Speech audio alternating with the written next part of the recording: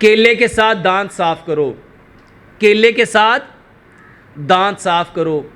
मेरे मोहतरम भाइयों, अल्हम्दुलिल्लाह सुम्मा अल्हम्दुलिल्लाह कई हज़ार लोग अपनी ज़िंदगियां बदल चुके हैं और वो केले से पेस्ट करके बताते हैं, डॉक्टर साहब जब से टूथपेस्ट छोड़ा है ना, वल्लाह हमारी कई बीमारियां ठीक हो गई हैं। केले से दांत साफ़ करो। केले के इस्तेमाल की वजाहत फरमा दें, केला या छिलका इस्तेमाल करें।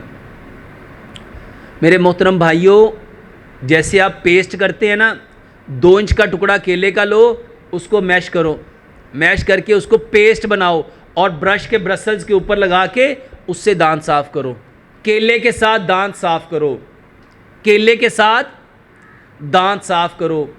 मेरे मोहतरम भाइयों, अल्हम्दुलिल्लाह सुम्मा अल्हम्दुलिल्लाह कई हज़ार लोग अपनी ज़िंदगियां बदल चुके हैं और वो केले से पेस्ट करके बताते हैं, डॉक्टर साहब जब से टूथपेस्ट छोड़ा है ना, वल्लाह हमारी कई बीमारियां ठीक हो गई हैं।